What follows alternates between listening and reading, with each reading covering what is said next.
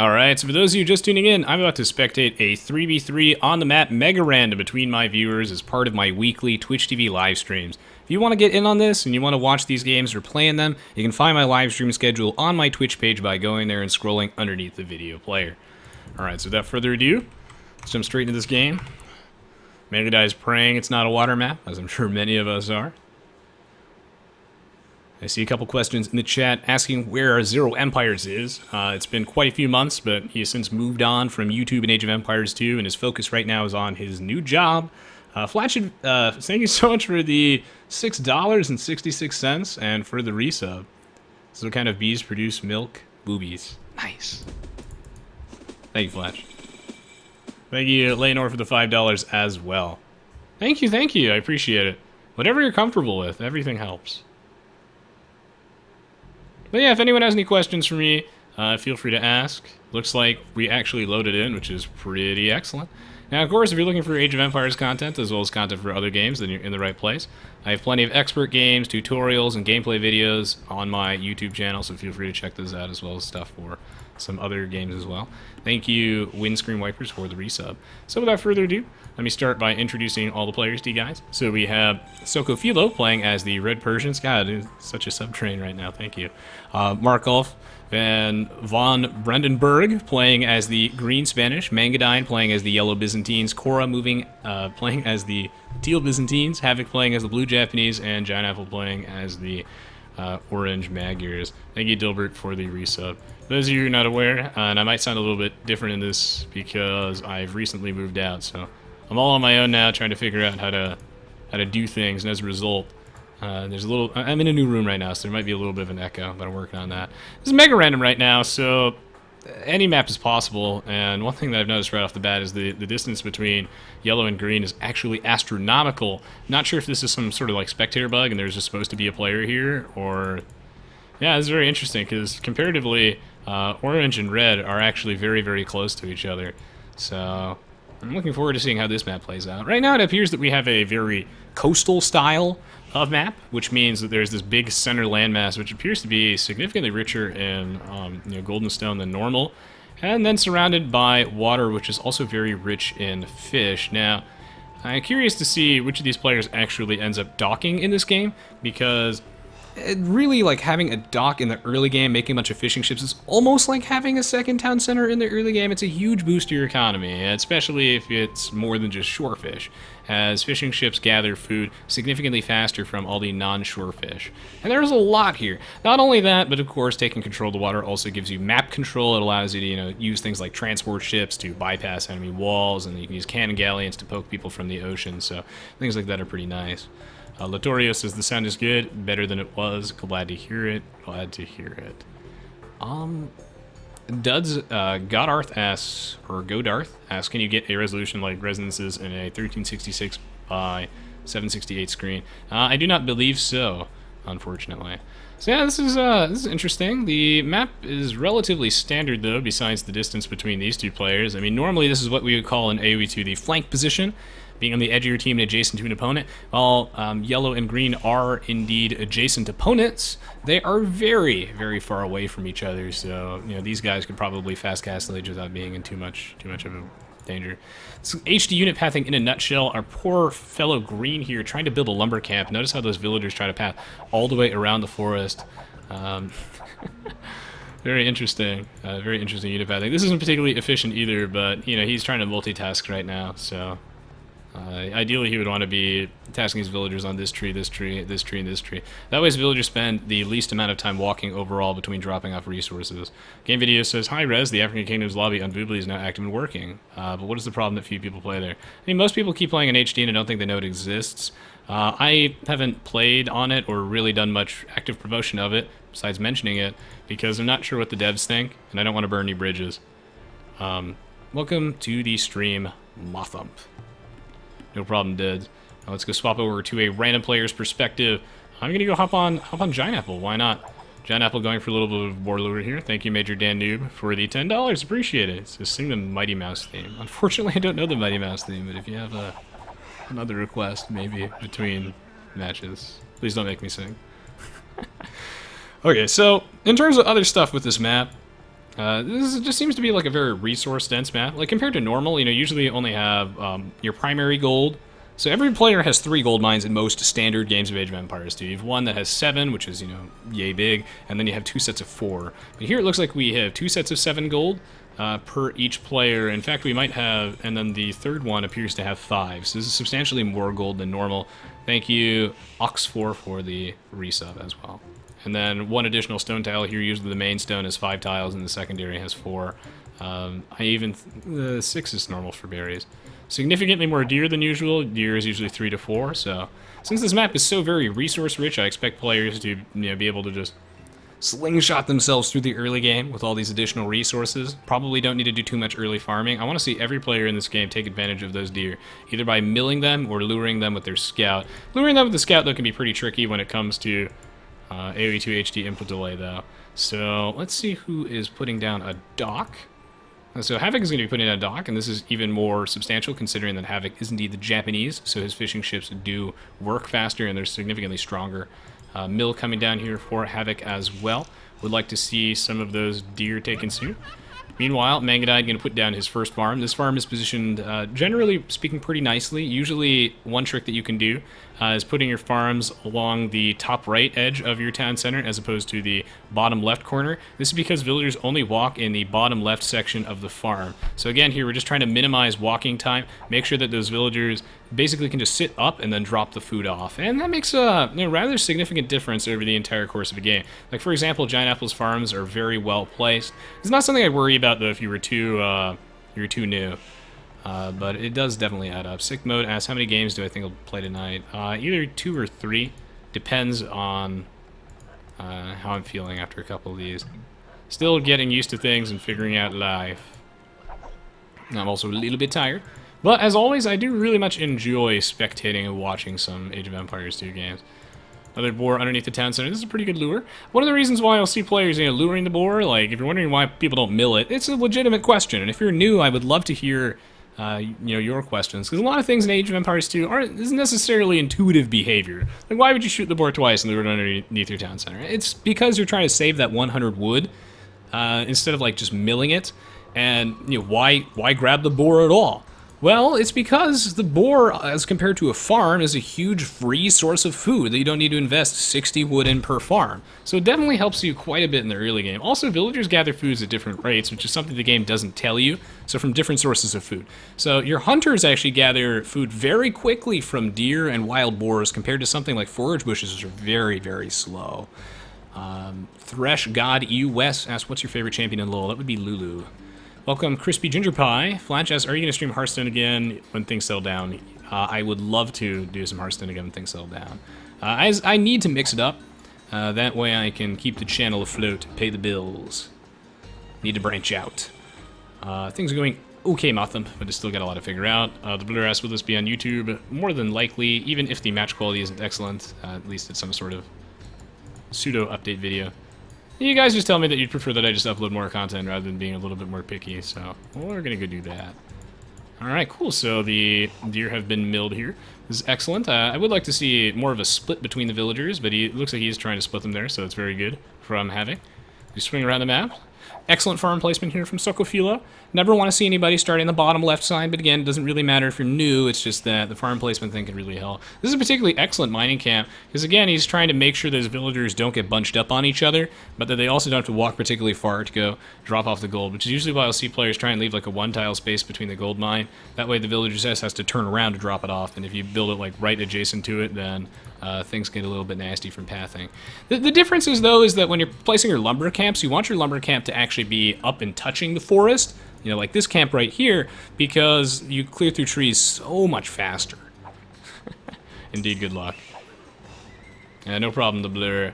So it appears that a lot of players are up in the feudal age. We have green, yellow, and orange in the feudal age right about now. It looks like yellow is going to be starting off with a bit of a palisade wall.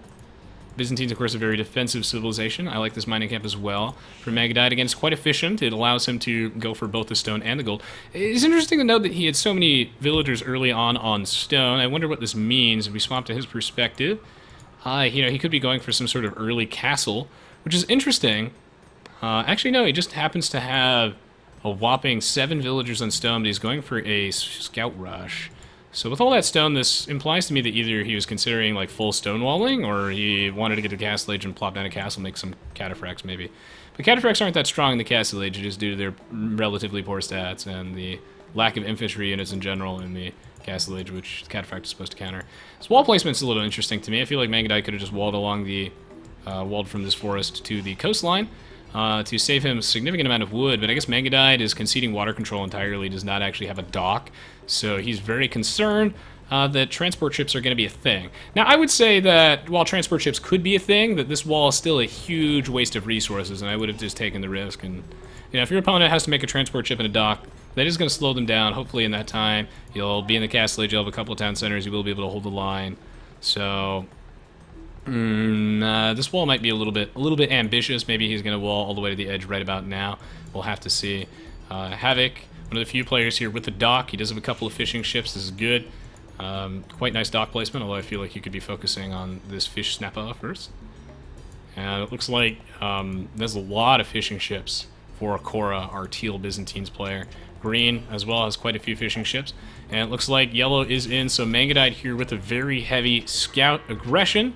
When you hit the feudal age, players generally have a couple of options. Usually they'll open up with scouts or archers as a general rule of thumb. Will he be able to pull that scout out of the range of the town center in time? Yes. Notice how yellow is going to try and pick off the exterior villagers, the ones further away from the town center. No sense in going for the farmers. Might as well try and pick on those lumberjacks and gold miners that have to run further away to get to safety. So if we swap over to Green's perspective, looks like he's having a little bit of a panic attack right now. He did put down a secondary barracks in response. I feel like he only needed one barracks, but I know why he did that. Again, he's really scared about the scouts, and this is a good reaction from Green in general, in that when you see scouts and you don't have much of a defense and you're kind of panicking, what do? You want to think about making a couple of defensive spearmen. The spearmen, I think, kill scouts in like 3 hits. A very strong early game counter. And one of the strengths with the scouts is that you can outrun the spearmen, but you can always patrol the spearmen next to your vulnerable villagers, like this lumber camp is ripe for harassment. Meanwhile, I like this decision from Yellow, where he's recognized that, again, Green's making some spearmen. He forced a second barracks from Green. That's 175 wood down the drain. It's excellent trade here from Yellow, so very well done. Rather than overstaying his welcome and trying to fight those spearmen, which are coming out in mass out of 2 barracks, he's instead just destroying Teal's wood line. So very, very well done here from Yellow. Rather than overstaying his welcome, which I feel like a lot of players would, he's instead opted to just go for someone else. So much idle time forced here. It's very much worth noting that in the early game, when you're raiding your opponent and you're trying to do some damage to them, you don't actually need to kill the villagers to do a lot of economic damage to them. All you need to do is just force those villagers off the line, make them start, you make them stand around, and if they're not gathering any resources, then that does set your opponent back, and it makes the trade very much worthwhile. A huge strength with the scouts is, again, their mobility, and since he's the Magyars, Giant Apple, our orange Magyar player, he does have the free forging upgrade now that he has the blacksmith, which is going to make this quite potent. Now, I like to see this archer range here from orange, meaning that orange is not, double archer range. Perfect transition here, so I love to see this. The reason why this is such a good idea is because scouts cost 80 food apiece, and you need 800 food to advance the Castle Age and 200 gold. So you really want to make sure that you're not making scouts for the entire game. Otherwise, you're going to be having a very slow castle time. You're going to really fall behind from the tech perspective. So you want to make sure that you are able to transition into something else. So if you go for those stables, then you're going to either have to cut scout production, or maybe like technically like archers that don't cost food. It's a shame that villager is actually going to live with 1 HP. So orange not going to be able to get too much done here, but still he's really set red back. I love all these defensive spearmen from red. This is one of the correct reactions if you're not able to get the wall up in time. One thing I very much fear for red, though, is the way his spearmen are being controlled and positioned. So be very careful. There's apparently been a lot of carnage at this lumber camp, so you should probably just keep those spearmen stationed there whereas necessary. And it looks like Teal is going for some sort of pocket scout cavalry place. Almost everyone's making scouts in this game, and I particularly like the decision to make scouts from yellow because this map is so big. So it will take him quite a while to actually get there. Otherwise, unless he was going for cavalry units. So yeah, orange will be making a very standard transition play from the scouts into archers, try and conserve food. That way you'll be able to get to the Castle Age. Another reason why massing up archers after scouts is such a good play is because you encourage your opponent to make a lot of spearmen, and then once they make the spearmen very weak to archers with no armor, so you just tear right through them. Thank you so much, Deer Hunter, for the 19-month resub. Really appreciate the support. Always a pleasure to have you. So yeah, you force your opponent to making a bunch of spears. Very suboptimal for them, as your archers will just tear right through them. And then this also allows you to get to the castle age. And once you get to the castle age, that crossbowman and bodkin arrow upgrade for your archers gives you a colossal power spike, as we see here just how strong those spearmen are versus those scouts. So yeah, it's a very strong power spike and just a natural build that we see in a lot of games. So meanwhile, it looks like almost everybody's going for a stable-based play. Curious to see what Blue's plan is. Blue's going to put down an additional town center now that he's in the castle age. Would like to see some military units from him at some point. Meanwhile, Teal appears to be doing quite well, at least from a score perspective. Even though he's going for like pocket scouts, which is cool. Of the +1, but he's going to start putting out some knights. Notice how Teal is prioritizing the defense upgrades for his military units, particularly the melee ones. For the melee ones, you usually want the defense upgrades. There will be some exceptions, like for example when you're dealing with Huskarls, where the attack stat matters a lot more. But the defenses here, it allows you to raid a lot more effectively, as you'll be able to shirk off those town center arrow shots with the additional pierce armor. So the thing with melee units is that in general you want to make sure that they actually get up, like they live, and that they are able to actually get up close to do the damage in the first place. So forging is not going to help as much if your guys just die before they get a chance to get a single attack off. So the defense upgrades help with the damage output in that respect. Though again, like I said, there will be exceptions. Like for example, if you're dealing with Huskarls, you will want those attack upgrades. And when it comes to ranged units, you usually want to prioritize the ones that give them additional range first, as a general rule of thumb.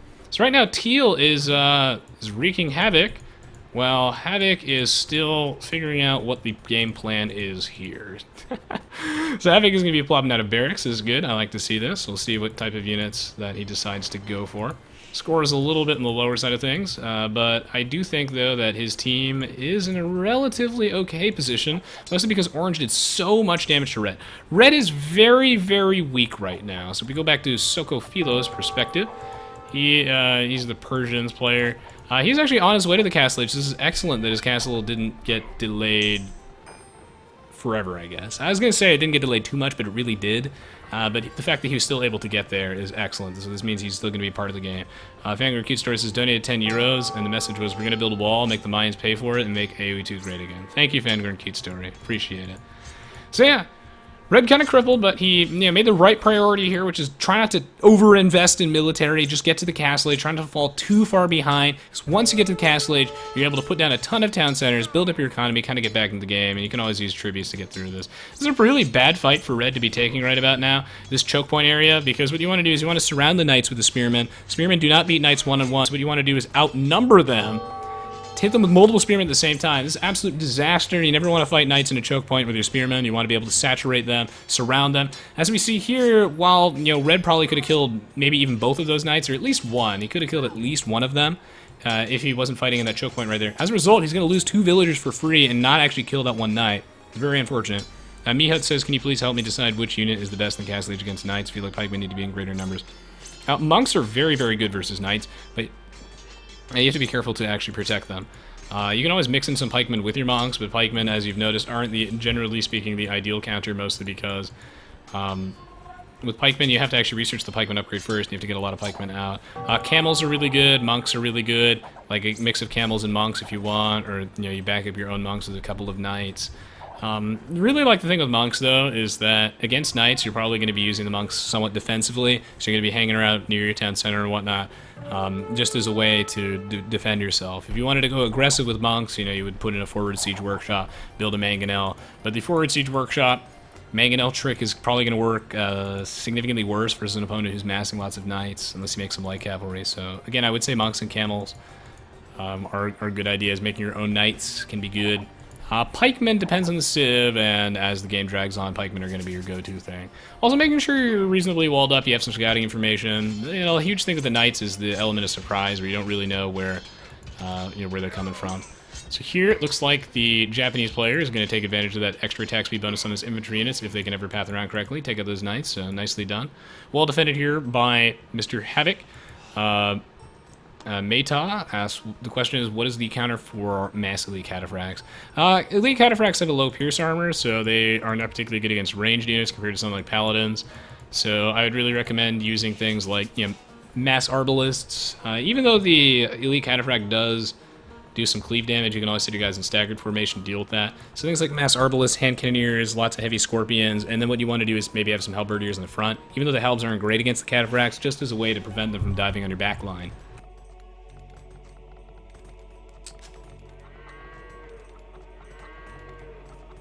The cataphracts can be really tricky to deal with, but the thing is that they are very slow to get out. The upgrades cost a lot of money, require lots of castles for them, and if your opponent is in a position where they're allowed to mass elite cataphracts, you should have been able to punish them slightly earlier in the game generally. Either way, they do fall down to like large groups of mass ranges. You know, for example, enough Magyar heavy cavalry archers will tear right through them, so not a huge deal. I like Orange's unit choice. I like the teal as well, is trying to spread out the rating. Here we can see Yellow putting down the defensive castle that he was clearly planning for quite some time, as he's stockpiling that stone very early. Has a lot of villagers on gold. So yeah, again, I feel like this wall from Yellow, like I kind of understand why he did it, but it really hasn't done anything for him. I mean, this defensive castle has done plenty of work, whereas everything else, not so much. Yellow going for a really heavy boom. Meanwhile, it looks like Blue... Now, I feel like making pikemen from the pocket position is generally speaking not so great. Pocket meaning you're surrounded by your teammates. Usually you go for something like knights, something more mobile, like our friend Teal is doing. You don't necessarily have to follow the meta, but it's important to understand why the metagame is the way it is. The thing is that when you're in the pocket, you're very far away from your opponents. So if you want to help your flanks, or you want to do any sort of raiding while you're building up, you're far away, which means you're less vulnerable to rushes, which means that you can probably safely fast Castle Age. And then what do you do when you get to the Castle Age? Well, you want to probably help your flanks or raid your opponents. And it's really hard to do any raiding or defending with pikemen. He will be able to defend himself here, but the lack of mobility means that these pikemen won't really do anything. So I would have liked to see maybe knights or something more mobile from the pocket. And then he'll transition to the slower infantry units once he has enough resources in the later stages of the game to put down some like barracks in his allies' bases. That way they spend less time walking, and he'll be able to reinforce a little bit easier. Hopefully that makes sense. As always, guys, let me know if this commentary was helpful to you in any way. As, yeah, I appreciate the feedback. I do read all the comments, if you don't get a chance to respond to each of them individually. And feel free to leave a like as well. And, well, it looks like a couple of these villagers are going to just die here, as these pikemen a little bit too slow, going to get kited with a faster Japanese attack speed. Is going to come into play, deal with those knights a bit better. Meanwhile, the saving grace for our team on the right-hand side of the map is going to be, Giant Apple doing a lot of damage to Sokophilo007, our red Persians player. Getting raided so very hard, I would like to see him slung a little bit, perhaps tributed some resources from his teammates, since he's having a lot of difficulty defending against this, and perhaps in that respect, maybe Teal should have been keeping some of his knights that he used to try and raid Yellow. Maybe some of those should have been kept defensively. Maybe he should be prioritizing defending Red a little bit more, as Red is clearly not able to hold this line on his own. And if Red dies, then it's pretty much curtains for the rest of his teammates. Red, though, I think is doing a decent job defending this. He has to watch how much he rings the town bell, though. Because, for example, none of the villagers in this town center right now are currently being threatened. So you don't need to ring the town bell. You just drag a box around the villagers that need to be protected, and then you garrison them inside the town center. Here, these villagers might as well be dead since they're not really doing anything right now, and he could easily just farm this area, use this lumber camp, use this mining camp. Anything that's not immediately under threat, you basically ringing the town bell is almost always a mistake. Like, these 5 villagers are also idle. Meta asks, have I tried any MOBA games such as Dota 2, League of Legends, etc.? Yes, I've played a lot of Dota 2, League of Legends, and Heroes of the Storm. Currently, I have a list of games that I play on my Twitch page. Heroes of the Storm is the MOBA that I'm playing the most right now, usually just because I shift around between whatever my friends are playing. But yeah, I mean, I love MOBA games, and I think they're a lot of fun. I think a lot of people aren't a huge fan, at least in the Age of Empires community, of MOBA games, because they see MOBA games as like some sort of like weird replacement for RTS games, but I don't really see it that way. I don't see it as a competition. I think that they can exist hand in hand. And yeah, I like to see that Teal is going to be plopping down a castle. This is good to defend Red. The #1 goal of this game, if you are on the left team, is you want to make sure that your good friend Red does not die. Excellent rating here from Orange, showcasing the power of cavalry archers now that they cost 60 gold instead of 70 a pop. This means that you can apply some serious offensive pressure with them. Perhaps they are a viable unit now. Time will tell. Meanwhile, Yellow prepping for the attack. I would say that Green is a pretty scary army here. This is getting his upgrades in the right order. This is excellent from Markall. He's got bloodlines and +2 defense. This is a bunch of pikemen with +2 defense as well. So again, excellent upgrade priority here from Markov. Impeccable. However, his army comp, I think, is going to have a lot of trouble dealing with the Byzantine halberdier spam. These halberdiers do get discounted. They're a little bit cheaper for the Byzantines. The Huskarls, the camels, and the elite skirmishers. Not the Huskarls, I mean the halberdiers. Gosh. Oh my. So yes, here come the battering rams. I feel like Blue should probably move his guys up just a little bit. Men-at-Arms coming out to try and deal with this battering ram, because the battering ram is very weak to melee attacks, but he will not be able to defend his barracks in time. Red needs some serious help. I would like to see him attributed some resources. I'm sure that Teal has some, as Teal scores so high. This game's going to boil down to the fact, you know, the question whether or not Teal can actually carry the rest of his team. Can he save Mr. Red? Red falling very far behind. I think he's been doing a good job defending. He's just had so much pressure put on him, poor guy. He needs a little bit of food slung to him. I would like to see, he has enough resources now for another town center. His #1 priority should not be, how can I get out of military? But when you fall behind, your #1 priority should be, how do I claw my way back into the game economically? And you'll do this by putting down as many town centers as you can afford, asking for some food tributes, and just pumping that out. Because you're never gonna have a chance to actually recover back in the game, become a meaningful threat, if you make military units and then you have an economy the size of an ant. So you want to make sure that you build up your economy first. Orange has been relentless with this raiding. We've all been in Red's position before. It is quite brutal. And now he's going to try and pick on Teal. These farmers, it's excellently placed farms, by the way. It's so neat looking. Oof. No space wasted. Very efficient. Teal's base is very well defended. I like that he keeps his village. His town centers are positioned so that they protect all of the adjacent wood lines and all these minerals as well, so his base is very safe in general. This area is quite vulnerable, and Teal recognizes this, is going to try and attempt a quick wall here, but it's not going to happen in time, as you know, the orange army is so very mobile. Meanwhile, Red going to pull some of his villagers off the line to break down those battering rams, which he's going to have to do. There are a lot of players inside Red's base, but it looks like Green has sent some knight reinforcements. Perhaps they're not positioned correctly, though. Here comes the Mangonel, might be able to snipe a couple of villagers here. Orange going to put down an offensive forward castle. This castle is very well placed from Orange because it is going to deny the 2 main gold mines from Red. As a result, I expect him to sort of starve in the resource department over time, as I don't think the Red has a safely accessible gold mine anymore. I think he's going to have to share this one. It'll be quite bad for him. Meanwhile, though, Teal making a couple of cataphracts, so perhaps Byzantine cataphracts will win the day. We'll have to see.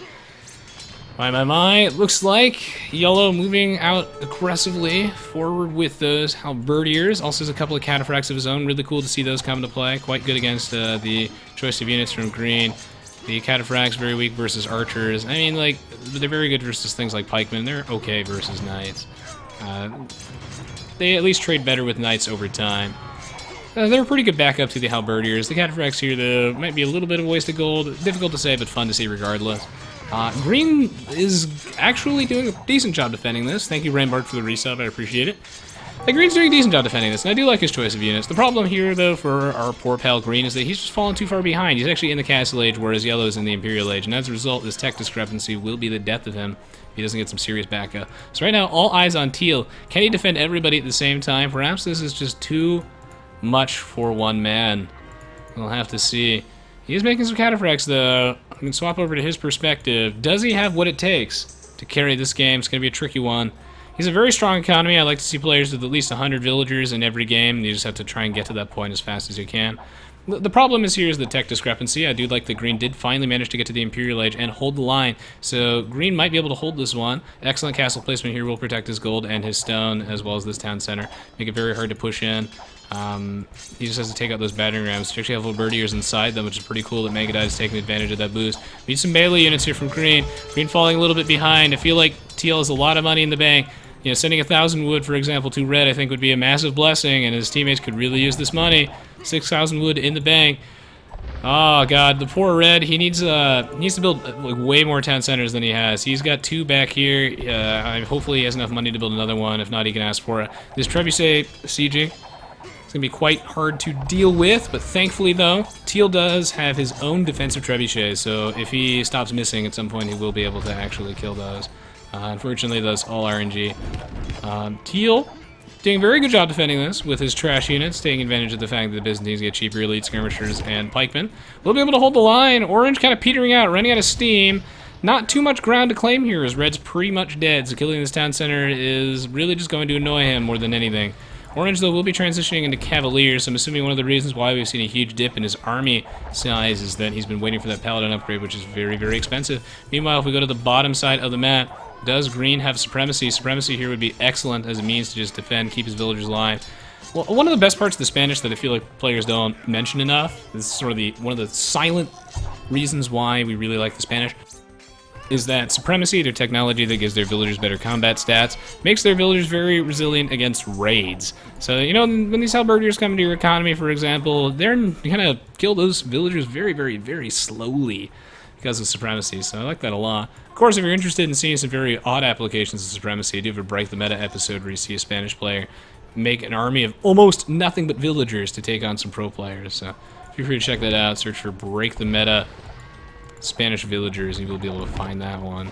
So, Orange moving out. It looks like Blue has brought some Samurai with them. The Samurai will be very strong versus these trash units, but that's why I like to see Teal mixing in some hand cannoneers. Very well-balanced army. This is an army comp that I usually like to try when I play Age of Empires 2, and this is one of the reasons why I like the Byzantines so much. There's the hand cannoneers. You can protect them with the cheap trash units, the skirmishers, and the pikemen. To cover their weaknesses quite nicely. The hand cannoneers can be charged down by mass armies of cavalry, which the halberdiers will deal with, and they're very weak to archers, which again the skirmishers will deal with. This allows you to save your gold for the very valuable units like the hand cannoneers. So I like this army comp. This is going to have a lot of trouble defending this. All eyes on red to build another town center. There he is. Red's still in the game. Meanwhile, yellow had a little bit of a stalemate now that teal has sent some reinforcements. This game is actually very close. So perhaps this game will, boil down to whether or not red is capable of building back. And he's going to go up to 4 town centers. Teal is kind of 2v1ing this and defending on both sides, so he's playing this very, very well. This is a better match than I expected. Meanwhile, these players can tend to just throw more wood into the fire, sending in units about 1 or 2 at a time. Red with a couple of men-at-arms in here to back this up. He's like, Teal, I see you have no melee units. Allow me to assist you with that. Oh yeah, Teal playing so well this game. Cora gonna mix in a couple of camels. Again, taking advantage of the Byzantine discount. I like this. If you're ever not sure what to go for, just check your tech tree, see what you've got upgrades for, see what you have civ bonuses for. Generally give you an idea of what works for your civilization. Camels are, of course, going to be absolutely paramount at dealing with the the Cavaliers, basically, as he doesn't really have that many pikemen in his army. In fact, Teal just could use some upgrades. I think that he has enough gold. Yeah, you could very easily grab the halberdier upgrade if you can. I think that right now he's running into the problem where he has to manage so many fronts at once that his attention is divided. So I would like to see the halberdier upgrade from him. He has a lot of money in the bank. He can also probably tribute some of this away. I think he did tribute some. Right now it looks like Green trying his best to defend. The elite skirmishers need the fletching upgrade. He needs fletching right now. Fletching, Bodcanero, and Bracer. Otherwise he's going to have a lot of trouble dealing with those halberdiers. Because right now his elite skirmishers are actually dealing like 1 or 2 damage to the halberdiers. I think they have like a small attack bonus, so maybe they actually deal 2. But either way, it's not enough. So you need to make sure that you're keeping up with your opponent's defensive upgrades. And yeah, grab that fletching upgrade. He's got to get it right about now. Meanwhile, that siege ram too strong. Does he have supremacy? He does. So Markov's villager is very resilient now. Meanwhile, again, Teal holding the line on all sides. Hello, Mood Flow. It has been approximately 7 million years. But yes, welcome back. Welcome back, man. Good to see you again. Thank you, 95 XDX for the resub. So yeah, Teal doing a great job holding the line here. It looks like Orange has stopped preparing this castle, I'm assuming because he is out of money. So he's no longer able to afford that. Meanwhile, let's check out Red's population. So he's cruising back. Got to make sure that he's keeping an eye on his villagers and his town centers, making sure they're not idle, because right now all 4 of them are idle, so quite unfortunate for him. He's going to have to keep an eye on that. Does Blue have Elite Samurai? Yes, he does a fully upgraded Elite Samurai. Meanwhile, Teal massing up a lot of trash units. Trying to hold the line here. If Green Green scores a little bit low, so I assume that he just does not have enough villagers. And please tell me he has more than 1 town center. Oh, Markov, you've been playing so well, but you are only on 1 town center. This will not do. You must construct additional town centers. I would like to see at least another one. I know it's late enough in the game that he doesn't necessarily need them for villager production, but he'll at least need them to protect his villagers. Or maybe he should make more. I doubt he's at 100. We check out his population. Yeah, he's not over 100 population yet. Moodflow says, do you know whether Chris Pelham or Toady still play? I don't think either of them play on HD anymore. I think they all play. I think they still play on Voobly. I'm not entirely sure. And welcome to the stream, Beast. Good to see you, my friend. Lotorio says the reason why camels have an attack bonus versus cavalry is because horses are scared of the smells of camels in real life. So the reasoning is that camels should not have a bonus versus camels, but they do because it's Aoe2. Yes. Aoe2 is both very historically accurate and very historically inaccurate in many ways. Like, for example, I hear that historically there were only 12 paladins, but if you ever played a game versus the Franks, you'll know that there are, you know, at least 100. Well, that Onager, moving forward, trying to get a good shot. I like the Onager choice from Orange as a means to deal with those trebuchets, because Teal has such a strong front line, such a strong army right about now, that the only way to deal with those trebuchets is going to be with some ranged units. So he's either going to need some bombard cannons, which Magyars do not get, or he'll have to try and take advantage of Onagers as a way to deal with those trebs from a safe distance. Meanwhile, though, Blue coming in here with some trebuchet flanking action from the north, I would say this is not a good idea, mostly because while this is cute and unexpected, these trebuchets are completely undefended, and this single cataphract, elite cataphract, will be able to, you know, clear them up.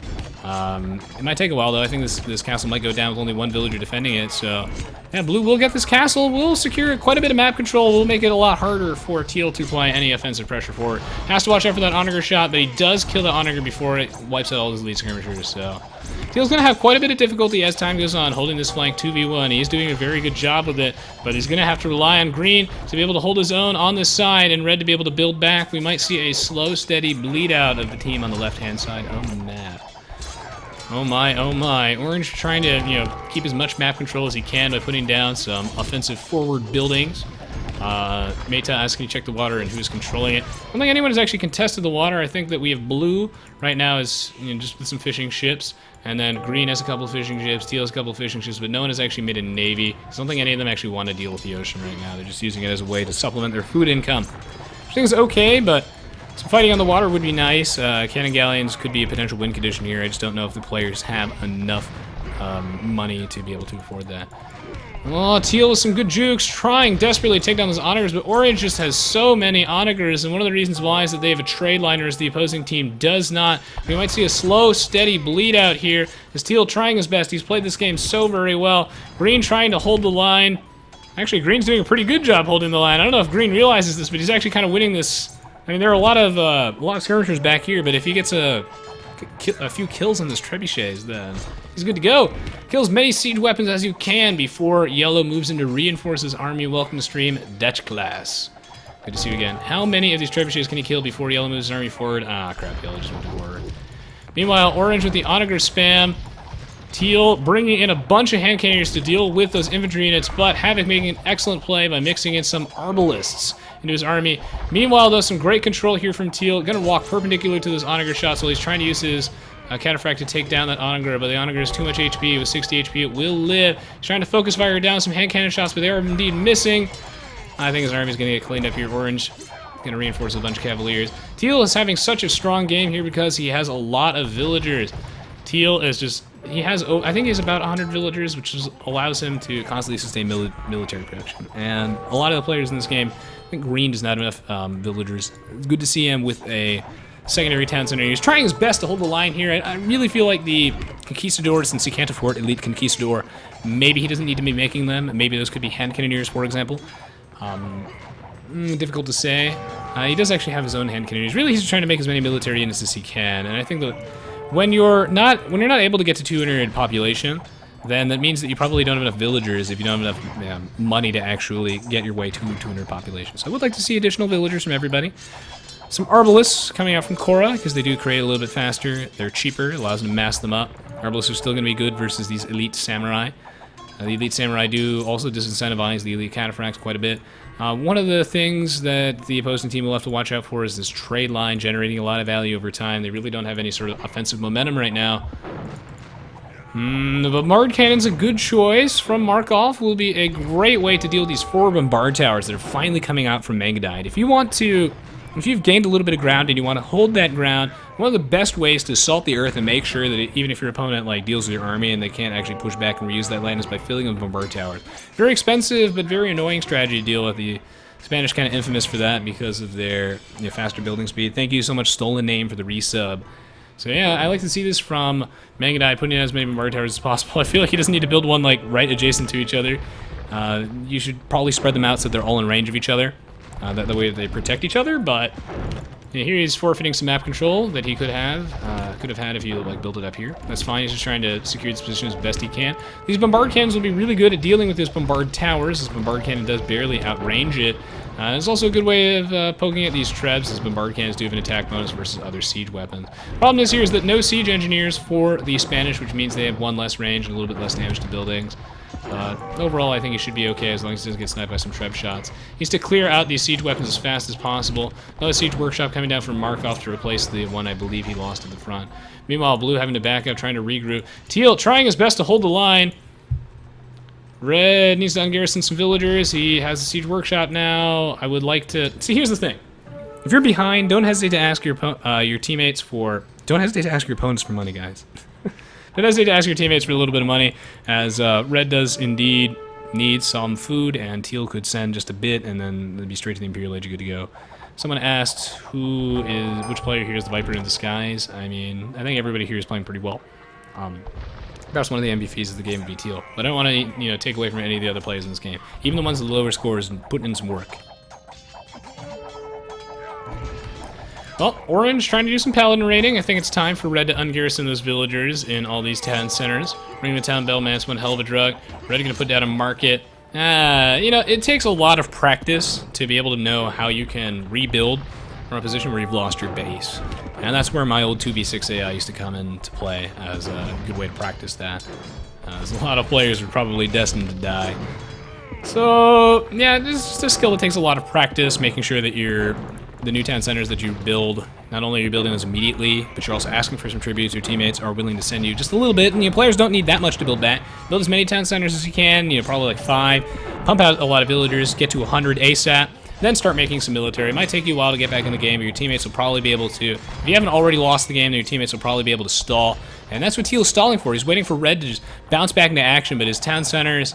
he keeps ringing the town bell. He's going to unring it finally. He needs to get back in this game as fast as possible. His Teal's inevitably going to slowly lose land. So Thark has 700 plus, 1700 plus game after this, yes. Well, Blue is a very scary army. Slowly inching the line forward. Some Magyar Hussars coming out from Orange. Interesting choice. Teal, again, just gonna get pushed back. Red running out of places to run. I feel like he just never really built up enough villagers. There are a lot of players here that just did not make enough villagers this game. Yeah, poor Red. Just kind of crumbling underneath the pressure. Yeah, we could see a lot of very good moments from him, so we know that this is not something that happens to Red every single game, so trying to be too harsh on him, guys.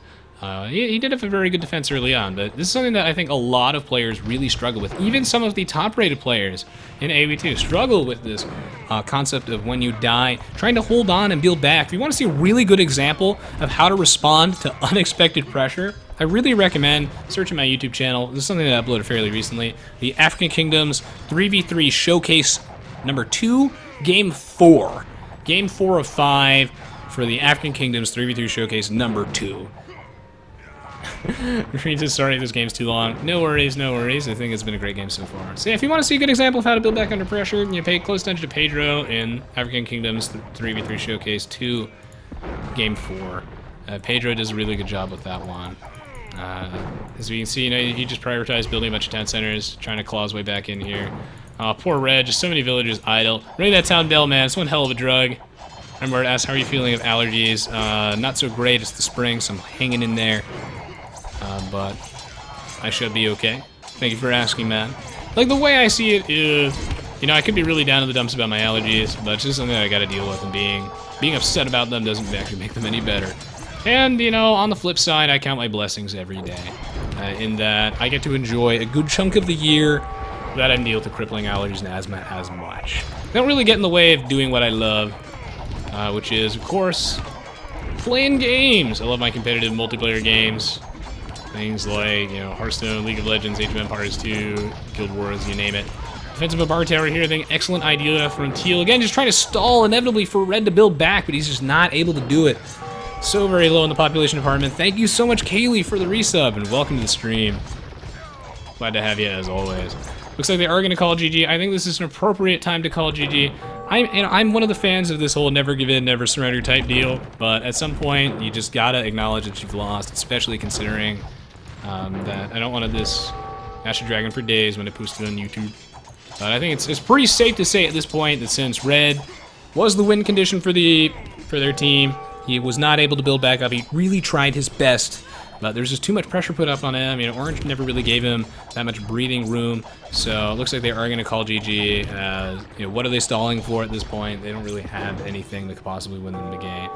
And, you know, when you're behind like this, you're either waiting for your teammate to maybe build back up, or you're trying to, like, stall while you find a way to raid their trade line. But this is in Black Forest. The trade line isn't going to be as substantial, and I think they're way too far behind that won't claw them back into the game. As a result, Korra, Markov, and Sokofilo will be defeated. They are going to resign, and Giant Apple, Havoc, and Megadide will be victorious. So congratulations, Orange, Blue, and Yellow, for a job well done. All three of them played this game very well. I'd say everyone played this game quite nicely, and I look forward to the next match, where hopefully on another day, we can see Sokofilo in action as he destroys people. Thank you so much, K. Bouchard, for the sub. Appreciate it. Well, thank you, Jet Erickson. Yeah, please do let me know, guys, if you found this commentary helpful in some way. I usually like to go the extra mile and go really in-depth with the analysis, so hopefully this helps you learn something. And if you enjoyed this video, then please do leave a like and a comment, and perhaps even share it around. Your one-stop shop for educational Age of Empires 2 stuff and content for other games. Right, perfect. So yeah, this was a really good one. Pretty long match, actually, and remarkably well-balanced team. Seemed very satisfied with how that one turned out. Yes. Plenty of buildings lost here. Fun fact, actually, Blue did not lose a single building this game, so well done, even though everybody did. Even Orange lost 2. So Blue managed to go the entire game without losing one of those. Yellow in a grueling trash war with Green. Again, Green did not have the highest score. He only had a large army of 33, but he did a remarkably good job defending this, as we can see reflected in his KD. He's able to trade super efficiently, and even though he was, you know, outnumbered 2-1, he still held the line. Now, one of the reasons why Green had some trouble holding the line to begin with is that Yellow had an additional 40 villagers on him. And when it comes to Age of Empires 2, you want to take a look at your population settings, ask yourself, how many villagers do I need? The answer is about half the max population of the game. This is a 200 pop game. I would like to see a minimum of 100 villagers for each player. Like, Blue could have had a couple more, but almost everybody did indeed get to that 100-plus villager mark.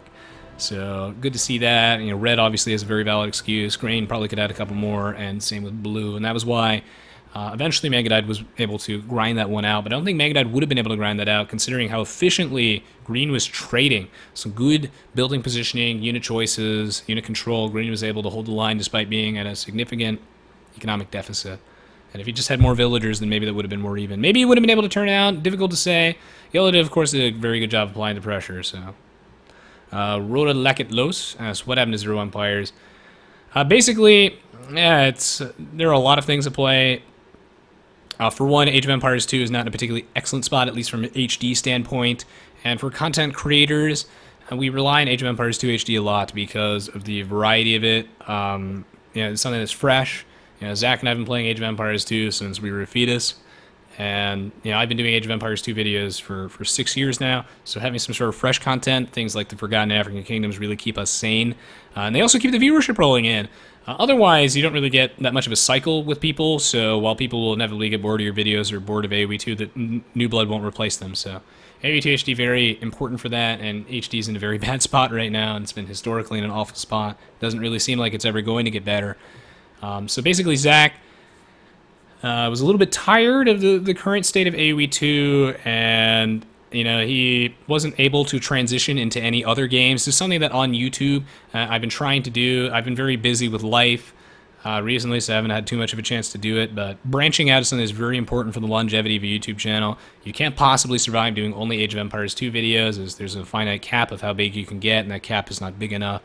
So, you know, you need to be able to branch out also for your own sanity. Zach tried to do that, has met with a lot of negative community reception, you know, his Little Green Men thing. He needed support for Hearthstone, CSGO, and the other things that he tried, and just wasn't really there.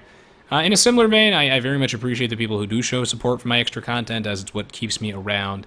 So Zach didn't really have the financial security. He wasn't really able to branch out. Age of Empires 2 was getting a little stale.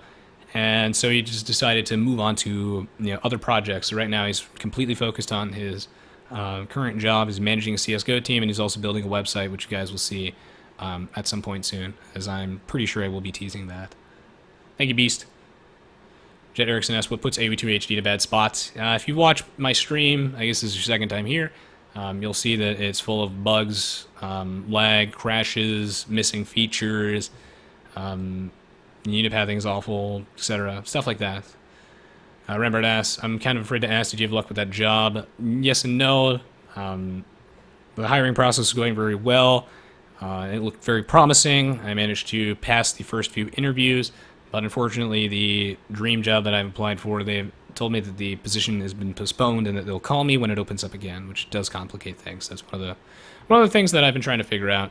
So yeah, again, it's that's Reserve Empires is. He's decided to basically move on to other stuff. Will he come back? I have no idea. But right now, his primary focus is on his job, trying to pay the bills. So if you want to keep seeing AoE2 stuff and whatnot, it's important to support the extra content. Hopefully that makes sense. Yeah, he's been playing a lot of Counter-Strike, G-Misha. He loves the CS:GO. That's the new AoE2. All right, so hope that answers that question. And I will be right back after the break with the next match of the live stream. So don't go anywhere. Stay tuned. I really appreciate the support, guys. And yeah, thank you so much for watching. Got some cool stuff on the way.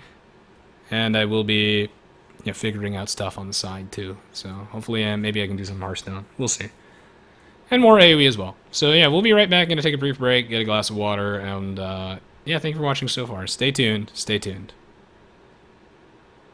Latorio asks, I was wondering, you often said that you haven't seen a game that has the same quality as AoE2 or that could replace it. I would like to build that game someday. He says, what makes AoE2 special for you that you don't see in other games? I can make a whole vlog on that. I'll answer it really quickly before I go.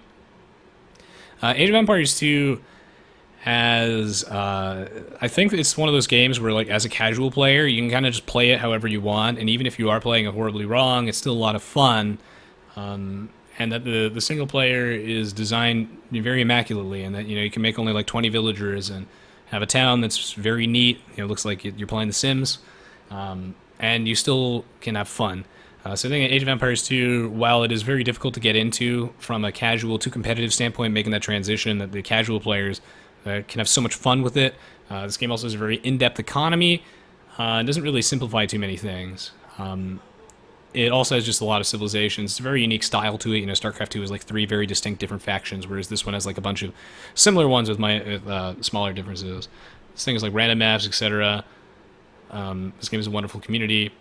So yeah, those are just a bunch of them. There are a lot of things I'm sure I forgot to bring up there. So at some point I'd be happy to go into much more detail. So anyway, we'll be right back. 2 to 3 minutes. Oh, and C-Mobius. For those of you wondering, Zach's CSGO team is Escape Gaming. But again, at some point I'm sure he'll either show that off or at least I will, because I think it's cool. BRB.